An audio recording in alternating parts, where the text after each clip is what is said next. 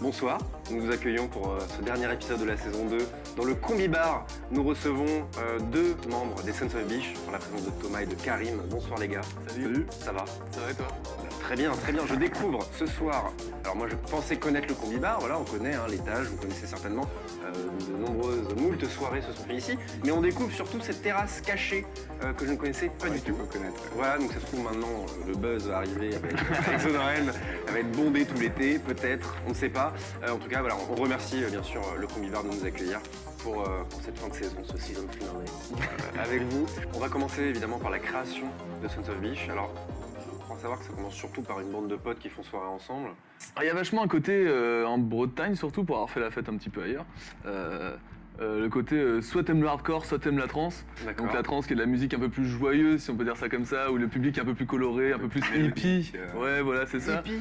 Le... Ouais, moi-même je vais vérifier ce que j'entends par trance. Parce que... Et le hardcore, ça a plus peut-être un côté un peu plus agressif, c'est des BPM, donc le rythme de la musique qui est très rapide, c'est quand même assez bourrin. Et donc voilà, donc moi je me sentais pas personnellement, je pense que plusieurs personnes de la bande appartenir plus à un camp qu'à l'autre. Je pense que dans notre groupe de potes, on s'est tous à peu près mis en même temps à mixer, à se partager des sons, et puis c'est à faire notre soirée, à faire ça comme ça, et puis après on s'est dit tiens, faisons finalement des soirées avec nous, genre l'idée de bande de potes mais qui invite d'autres gens, etc. Ouais. Donc ça a été comme ça, et après très vite on a cherché des gens avec qui travailler, avec qui faire les sons, et puis donc c'est des membres du collectif et des gens proches en général quoi. Oui, c'est Donc, ça, d'autres amis proches qui ne font pas forcément partie du collectif, Ouais. ou même voir d'autres collectifs aussi. Par exemple, l'année dernière, on s'est un petit peu rapproché des Microcosmes. Microcosme, D'accord. Et donc du coup, maintenant, c'est des super amis à nous, on les côtoie assez souvent. Et donc on a organisé quelques soirées avec eux, donc des fois nous invitent à mixer, nous on les invite aussi. Voilà, je sais qu'on a déjà fait, enfin moi j'ai déjà été aussi invité par les motifs. Une fois on avait fait un chill out à une soirée avec eux. Alors chill out, Alors, chill en bas out. de notre écran, un indice. C'est l'endroit où on se repose un On petit se peu en pose. soirée. D'accord. Il y a souvent une grosse scène et puis un chill out c'est un endroit avec des canapés un peu plus cosy. Ici ça pourrait être un chill out. Voilà, c'est D'accord. le parfait chill out. Et comment est-ce que vous vous placez par rapport à une sorte de concurrence qui peut exister à Rennes par rapport aux autres collectifs? Parce qu'il y a quand même un nombre assez conséquent maintenant. Voilà, moi j'ai plein de noms en tête, Chevreuil, Des Syllabes, La Tangente, Sons of Biche, tout ça. Comment est-ce que vous vous placez par rapport à ça? Est-ce que vous démarquez musicalement ou au niveau du contenu de vos soirées directement? On a quand même ce côté un peu tough qu'eux n'ont pas forcément, le côté free. La techno, c'est un petit peu à la mode maintenant. Hein, donc, Rennes qui est une ville à la base très rock, on en avait parlé vrai, avec très rock, Brigitte qu'on avait reçu en début de saison, mais c'est vrai que c'est devenu très très techno et très... L'émergence des clubs déjà, donc l'espace qui refait un peu plus de soirées techno alors qu'ils en faisaient plus depuis un bout de temps.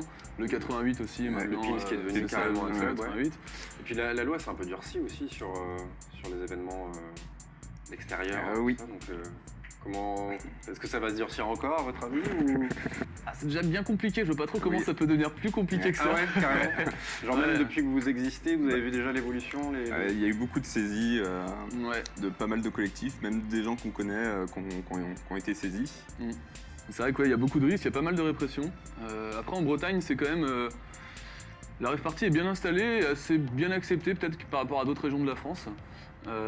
C'est un truc de province aussi, non, j'ai l'impression. Est-ce qu'en banlieue parisienne, en Ile-de-France, on va dire, ça se fait beaucoup ou... Alors il y en a pas mal autour de Paris, il me semble. Je crois Ouais. que sinon là où ça bouge le plus, c'est plutôt le sud-est de la France. Ouais. Vers Lyon, Montpellier, tout ça. Apparemment, ça bouge vraiment pas mal. Et c'est marrant parce que chaque région a un peu sa spécialité. La Bretagne, c'est le hardcore. Ah ouais, le hardcore. d'accord. C'est comme Chaque ça. région a son genre Ouais, c'est un de petit peu ça. prédilection. Pour avoir fait quelques soirées dans le sud, c'est plutôt tribe et acid, donc c'est deux styles différents. Hein. Ça n'a rien à voir avec le hardcore. Et puis des fois, d'autres un peu plus électro. Enfin, c'est vrai que ça change vachement selon les régions, les pays aussi. Hein. Il y a des Tchèques des fois qui viennent en France faire des soirées. C'est plutôt vieille art techno, un truc assez bourrin, alors que les Anglais, ça va plutôt être la grosse dirty électro, un peu plus nouvelle vague, on va dire. Enfin, c'est entre Je sais pas si je vous ai posé la question, mais vous êtes dans quel genre assez précisément, si vous pouviez, toi, Smoking Cat Alors moi, je suis assez éclectique. C'est plus en fonction de ce que j'ai envie de ressentir dans mon corps émotionnellement, on va dire ça comme ça. Donc je peux aller aussi... C'est hyper précis en tout cas, c'est bien. Donc moi j'ai eu une période disco house et maintenant je suis plutôt dans l'acidcore. Ouais. C'est vraiment, j'ai vraiment besoin de ça en ce moment quoi. D'accord, très bien. Alors pour se faire une idée de ce que tu fais, on va te mettre un clip qui a été fait. Comment s'appelle ce clip? Unreal Underground Dystopia. Très bien, qui a été réalisé par un homme de talent, un certain Kevin Blue, qui fait également de l'audiovisuel à Rennes, des Ratons, il a fait cette émission. On se met un extrait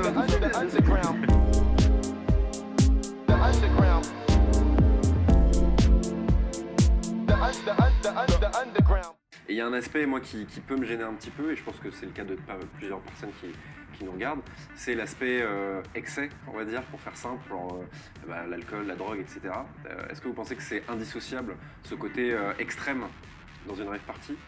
C'est sûr qu'on n'y va pas spécialement pour entrer dans des excès, ça c'est sûr, hein, c'est avant tout s'amuser, mais au final je suis pas sûr qu'il y ait autant d'excès qu'on veut le croire par rapport à des par exemple des gros festivals comme les Vieilles Charrues où tu vois des gens complètement déchets. Oui, non, c'est clair en vrai, il y en a pas. Les gros festivals sont tout aussi. Chacun est responsable et puis il y a quand même une certaine idéologie aussi où chacun essaye d'être responsable de l'autre et du lieu aussi sur lequel ils sont quoi.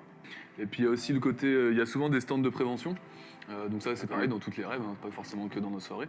Donc là voilà, donc c'est. Du coup vous n'êtes pas obligé de faire techniquement. Non. Que vous le faites c'est pas une obligation. C'est pas une obligation. Nous on avait décidé de le faire. On s'était engagé avec Technoplus qui nous avait envoyé des cartons de fiches de prévention, des capotes.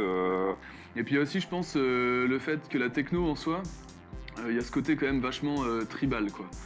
Dans le sens où ça fait vachement penser aux percussions, un peu des peuples, des vieux peuples africains, des choses comme ça, qui rentraient en transe, ça écoutait ça. Et c'est vrai que la drogue, ça rejoint un petit peu ce sens-là, dans le sens où ça met aussi dans un état de transe, donc c'est vrai que ça va un petit peu avec la musique aussi. Alors je dis pas du tout qu'il faut prendre de la drogue pour apprécier la musique. Non, bien sûr, l'idée n'est absolument pas de dire qu'il faut prendre de la drogue. C'est pas du tout ça, mais... Ouais, je vois ce que tu veux dire. Mais voilà, ça peut se rejoindre un peu sur ces côtés-là aussi, et c'est vrai que mais bon, des festivals de techno, je pense que le ratio de drogue population, c'est pareil. Puis voilà, pareil, les druides gaulois à l'époque qui buvaient des potions. On s'est communié avec les dieux, ils étaient des. C'est ça, oui, je pense que. C'est quand même un peu plus hédoniste. Oui, peut-être. Et pour finir, du coup, dans cette ambiance bande de potes, est-ce que vous avez les mêmes ambitions que d'autres collectifs qui assument vouloir peut-être faire des trucs plus ambitieux, des festivals, ce genre de choses? Vous, c'est quoi vos envies? Du coup, déjà, au sein même du collectif, on a un petit peu des visions différentes de comment ça va évoluer. Et ensuite, là, on est en train de préparer pour le 7 juillet. Donc là, ce serait plus une rave party, on va dire. Donc là, on est en train de préparer ça. Il y aura plus d'informations sur Facebook, sur la page. Pour l'instant, on n'en dit pas trop. On attend d'être un peu plus sûr de nous sur certains points pour pouvoir tout lancer. On organise ça avec le Manège en chantier. C'est un autre collectif plus orienté dub. Ouais, dub et trans aussi. Dub et trans. C'est ça. Ils sont du 44 du coup. Merci beaucoup les gars, voilà on finit cette saison 2 avec vous, merci pour cette interview, mais de rien, on vous souhaite le meilleur pour tous vos projets, pour l'avenir de Sons of Biche.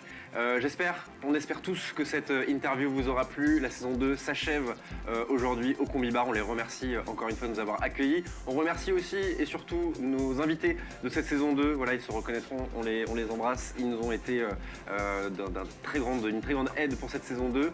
Et on remercie surtout également des gens dont on parle moins dans l'émission, dont je parle moins, c'est l'équipe technique. Voilà, donc Kevin, Jeanne, Hugo, Guillaume, Karim qui nous avait aidé également sur un épisode. Voilà, tous ceux, Sullivan, j'en oublie certainement certains, mais en tout cas, voilà, merci à vous tous. C'est grâce à toute cette équipe que Zone Rennes prend de l'ampleur et qu'on peut aller toujours plus loin. Voilà.